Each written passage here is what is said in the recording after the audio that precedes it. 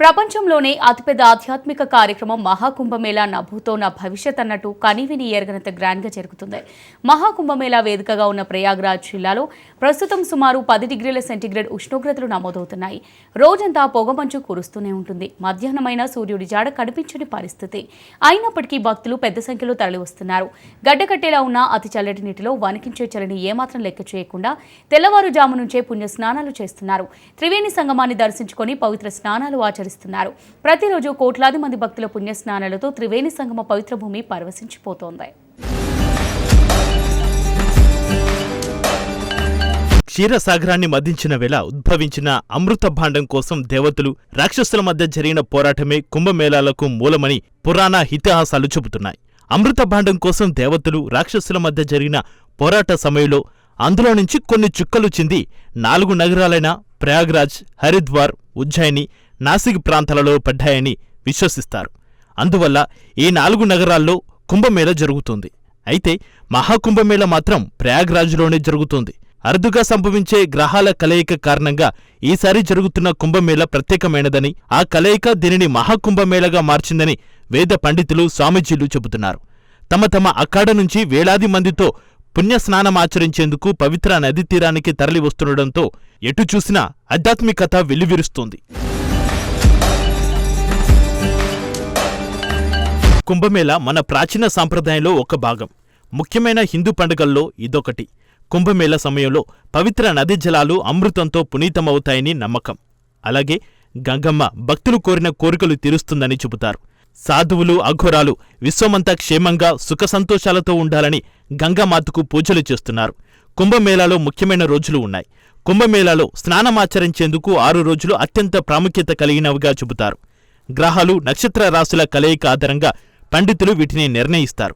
అవేంటంటే జనవరి 13న పుష్య పౌర్ణమి, జనవరి 14న మకర సంక్రాంతి, జనవరి 29న మౌని అమావాస్య, ఫిబ్రవరి 3న వసంత పంచమి, ఫిబ్రవరి 12న మాఘ పౌర్ణమి, ఫిబ్రవరి 26 మహాశివరాత్రి. వీటిలో జనవరి 14, 29, ఫిబ్రవరి 3వ తేదీలు నాగసాధువులు స్నానమాచరించే షాహీ రాజ స్నాన రోజులు.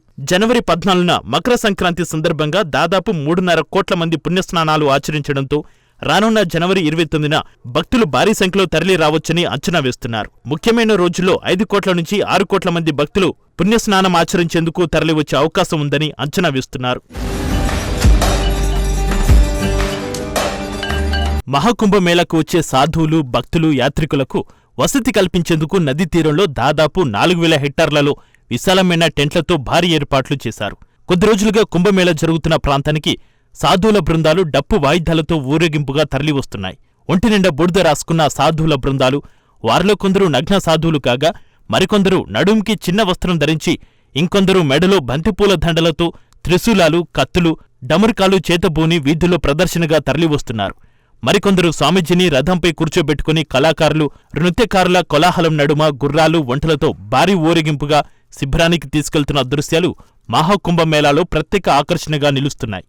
అఖాడాలుగా పిలిచే ఈ బృందాల కోసం, అలాగే సాయంత్రం వేళ జరిగే పూజలకు, స్వామీజీల ప్రవచనాలు వినేందుకు తరలివచ్చే భక్తుల కోసం దాదాపు 10,000 మంది పట్టేంత పెద్దవిగా ప్రత్యేక శిబిరాలు ఉన్నాయి. మహాకుంభమేళ జరుగుతున్న ప్రయాగ్రాజ్లో అద్దె ధరలు అదిరిపోతున్నాయి. ఒక రాత్రికి ఒక టెంట్ అద్దె ₹1,00,000 పలుకుతుందంటే డిమాండ్ ఏ స్థాయిలో ఉందో అర్థమవుతుంది. త్రివేణి సంగమంలో పవిత్ర స్నానాల కోసం దేశ విదేశాల నుంచి తరలివస్తున్న భక్తుల కోసం ప్రభుత్వం అన్ని ఏర్పాట్లు చేసింది. అయితే అక్కడ సౌకర్యవంతంగా బస చేయడం మాత్రం ఖరీదైన వ్యవహారంగా మారింది. మకర సంక్రాంతి సందర్భంగా దాదాపు 1,75,00,000 మంది భక్తులు అమృత స్నానని పిలువబడే పవిత్ర స్నానం చేశారు.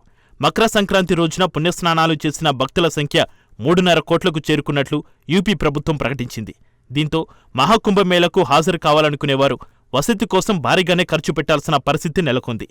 యాత్రికుల కోసం ప్రభుత్వమే కాకుండా నదీ తీరాల్లో ప్రైవేటుగా కూడా పెద్ద ఎత్తున వసతి సదుపాయాలు ఏర్పాటు చేశారు.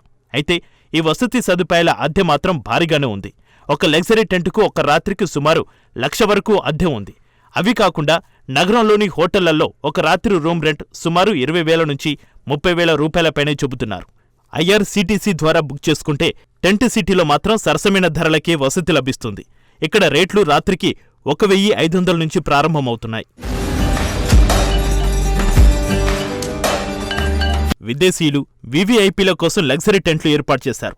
లగ్జరీ క్యాంపింగ్ లేదా గ్లామరసీ క్యాంపింగ్ వ్యవహారంలో అల్టిమేట్ ట్రావెలింగ్ క్యాంపు TUTC తన సంఘం వికాసు ప్రయాగ్రాజ్ క్యాంపు సైట్లో దాదాపు 40 లగ్జరీ టెంట్లను ఏర్పాటు చేస్తుంది. ఈ సదుపాయాన్ని మహాకుంభమేళాలో ఏర్పాటు చేయడం ఇది మూడోసారి. ఈ టెంట్లలో సూటు బాత్రూంలు, వేడి చల్లని నీటితో పాటు అత్యాధునిక సదుపాయాలు, ఆన్-సైట్ రెస్టారెంట్ ఉన్నాయి. ఈ క్యాంపు సైట్లో వసతి ఒక రాత్రికి 70,000 రూపాయల నుంచి 1 లక్ష వరకు ఉంటుంది.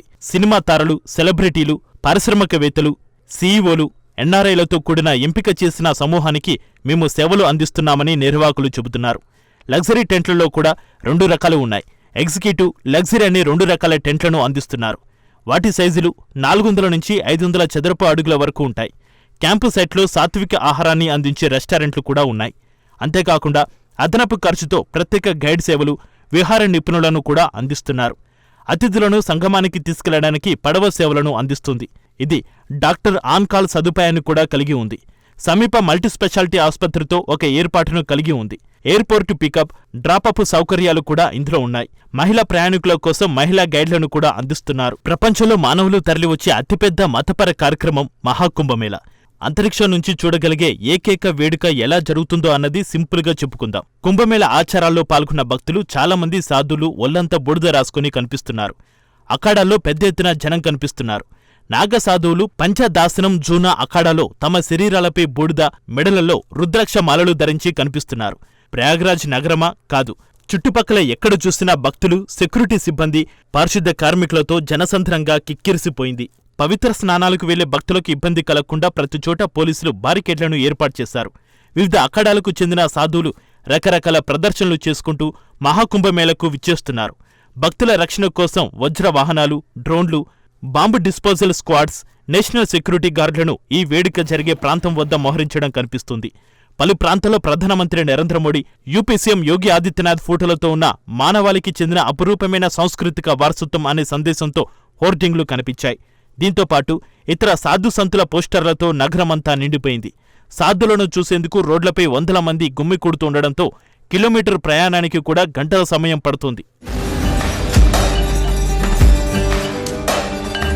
మహాకుంభమేళకు వస్తున్న భక్తులంతా చాలా ఆనందంతో, భక్తి పారవస్యంలో మునిగి తేలుతున్నారు. అత్యాధునిక సదుపాయాలు అందుబాటులోకి రావడంతో గతంలో జరిగిన కుంభమేళాలతో పోలిస్తే ఏర్పాట్లు మెరుగ్గా ఉన్నాయని సంతృప్తిని వ్యక్తం చేస్తున్నారు.